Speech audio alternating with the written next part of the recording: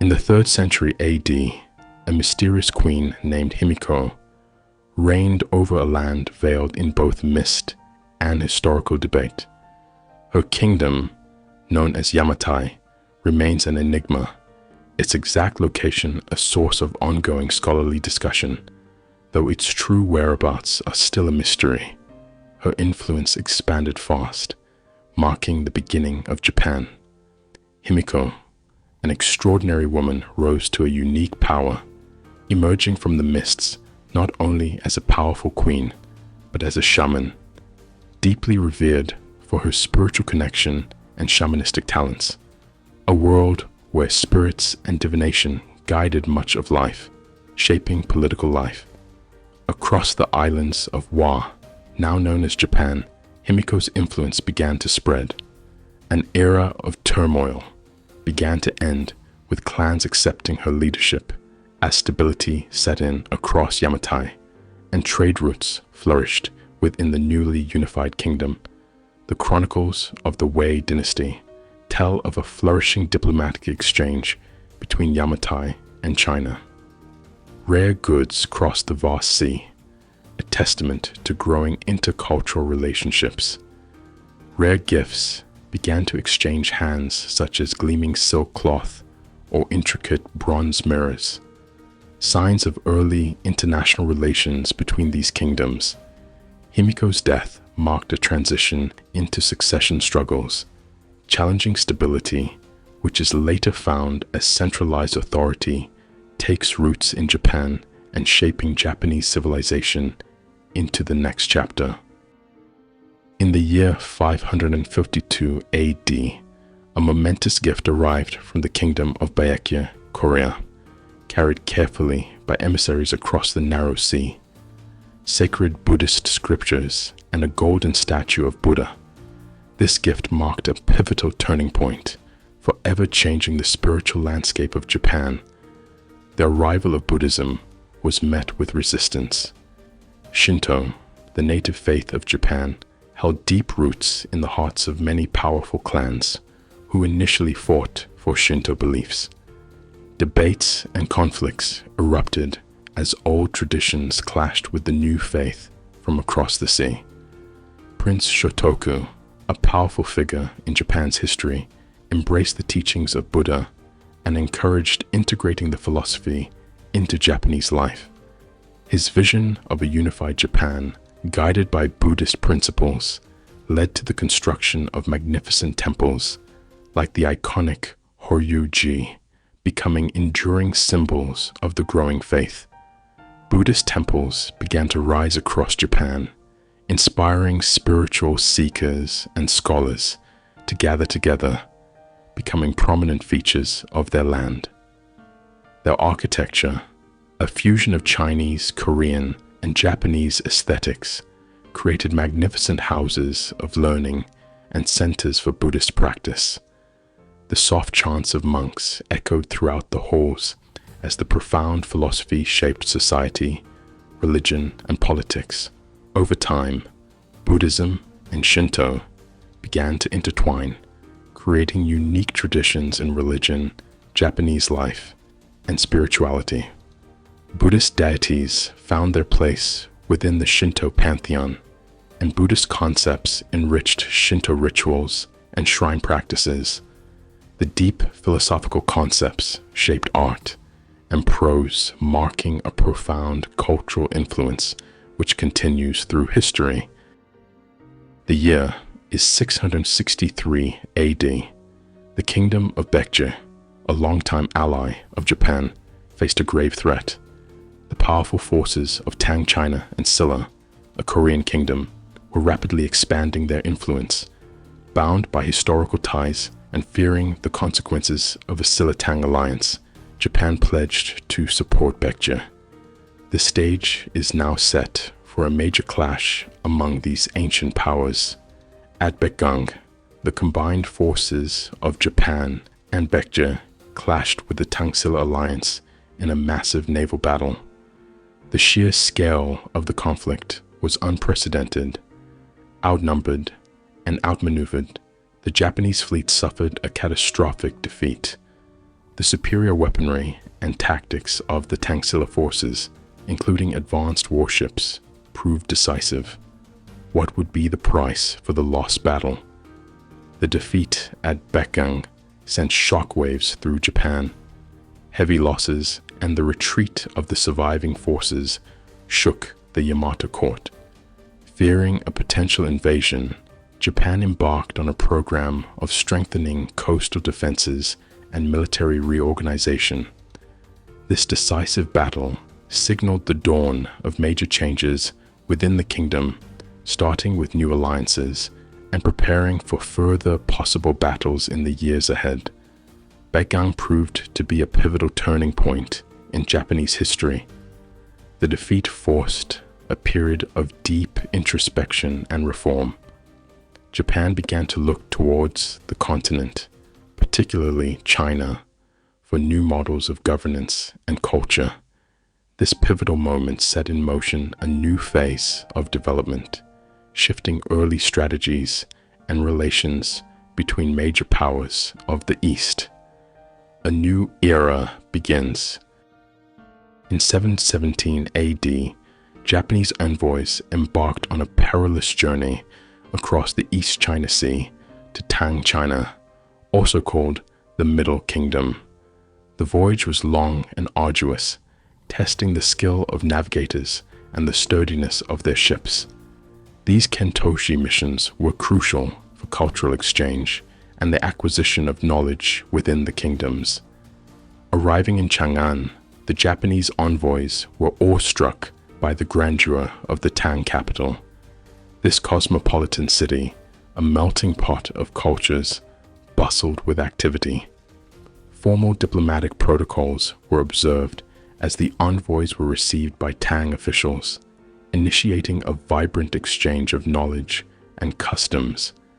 These international relations between kingdoms changed and advanced cultures for generations to come. The Japanese scholars, monks, and officials immersed themselves in Chinese culture. They studied in academies, visited temples, and observed the intricacies of Tang governance. They were inspired by Chinese art, literature, philosophy, and statecraft. The sharing of knowledge would go on to shape Japanese life in countless areas of their development. One remarkable figure, Aba no Nakamaro, remained in China for decades, rising to a prominent position within the Tang government. He became a bridge between two cultures, contributing to Tang literature and administration, embodying the fruitful exchange of this pivotal period of relations between powers of the East. The Kentoshi missions brought transformative changes to Japan.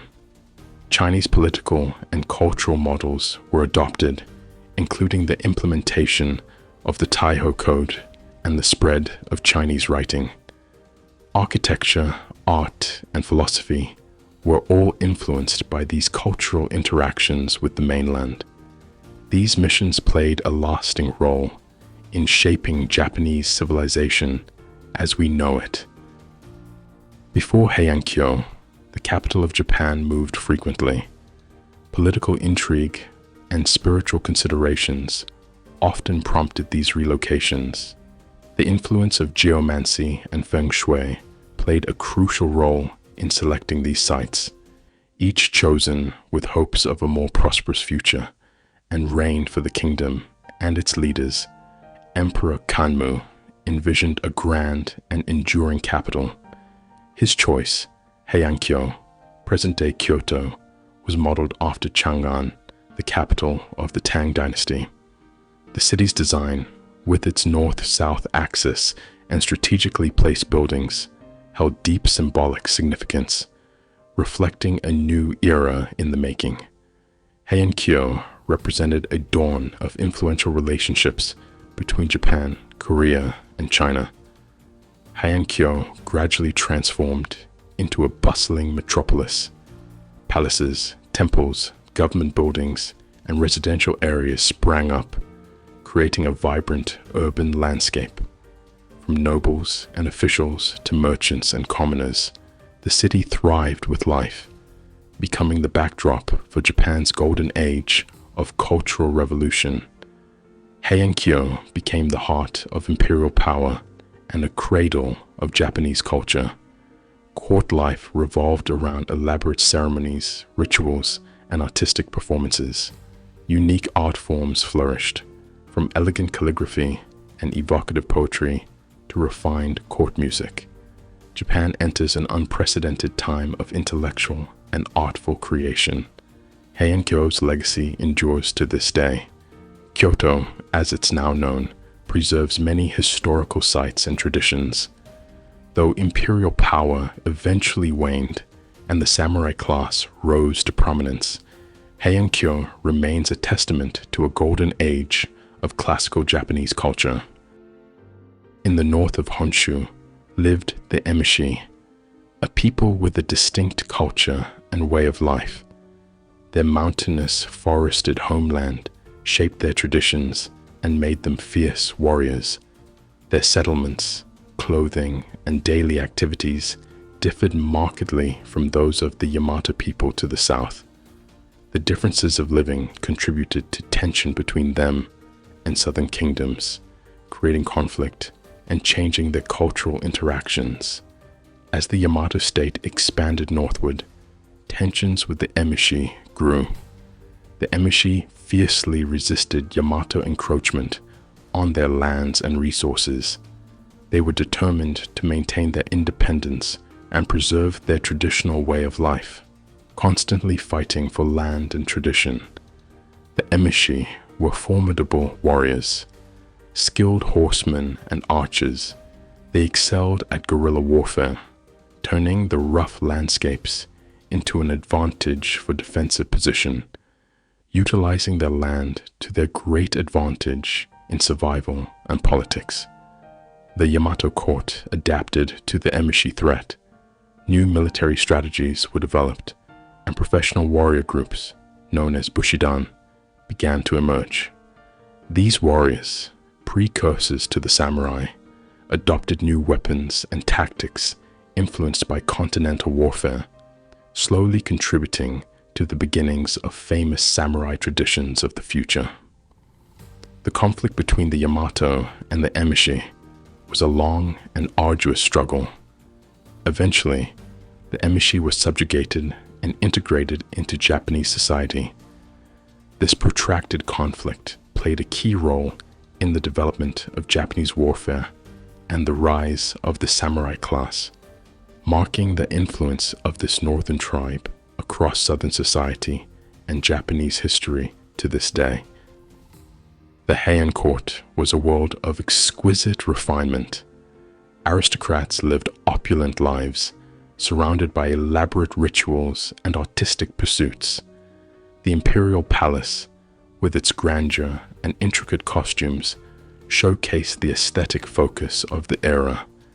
This is where prose and poetry defined cultural exchanges, with elaborate rituals emphasizing status and beliefs.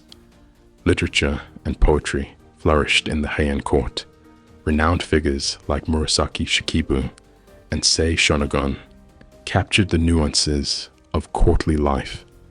Courtiers composed and recited poems, participated in literary salons, and practiced calligraphy. Illustrated manuscripts and scrolls became treasured works of art.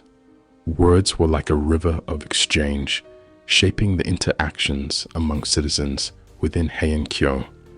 Murasaki Shikibu's Tale of Genji is considered the world's first novel. This masterpiece explored courtly love, intrigue, and the complexities of human relationships, forever changing storytelling traditions and giving profound insight into relationships. Music and dance provided elegant entertainment in the Heian court. Musicians played traditional instruments such as the biwa and koto, accompanying graceful court dances. Every movement, every note held symbolic meaning and aesthetic value. These arts were much more than just songs and poems, but methods of storytelling which transcended spoken word and the constraints of language. While the Heian court flourished, a growing disconnect emerged between the aristocracy and the realities of provincial life. The court's neglect of provincial affairs allowed powerful clans to rise, eroding imperial authority and sowing the seeds for the rise of the samurai. Two powerful clans, the Taira and the Minamoto, clashed in a bitter rivalry for dominance of the imperial court. Their symbols and colors became emblems of this escalating conflict, the Genpei War. Tensions mounted between them over control over land and citizens, marking a turning point of internal conflict which defined both modern and early political landscapes of Japan. The early battles of the Genpei War showcased evolving military tactics and strategies. Initial victories favored the Taira, but the Minamoto gradually regained strength, changing the dynamics of the conflict in years to come, altering both physical and political land. The Battle of Ichi no Tani proved a turning point. The Minamoto's daring tactics inflicted a crushing defeat upon the Taira. The balance of power shifted dramatically. The final clash occurred at the naval battle of Dan no Ura. The Taira fleet met its demise. The child emperor Antoku perished in the waves, a symbol of the Taira's tragic end. Minamoto no Yoritomo emerged victorious, establishing the Kamakura shogunate in 1192. This marked the beginning of the samurai era, shifting power decisively from the imperial court to the warrior class. Kublai Khan, ruler of the vast Mongol Empire, set his sights on Japan.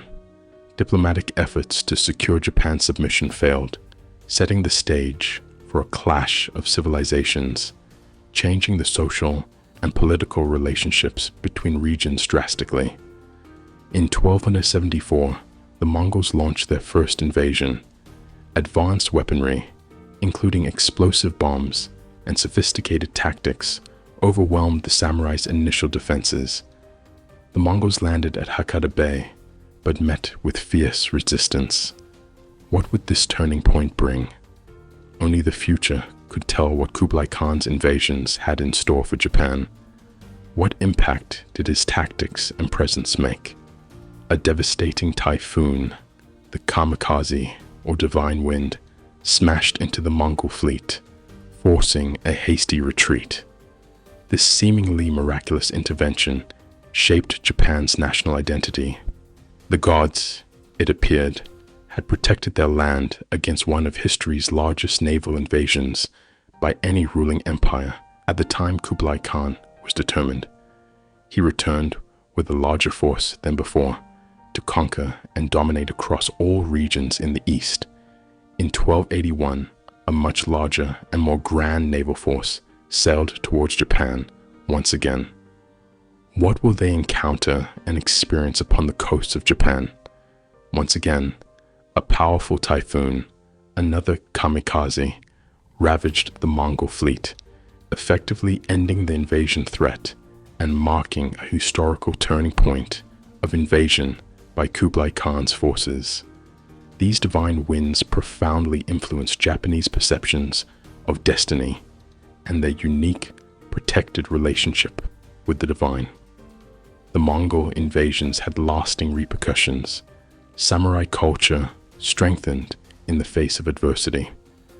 New military strategies emerged, reflecting the advanced, evolving defense technologies. These were not without influence upon Japan's broader society. Art and literature immortalized the dramatic events of these periods and social anxieties and interpretations of political conditions, solidifying the cultural memory of the kamikaze, reinforcing its unique role within the story of the rise and fall of Japan and its dynasties.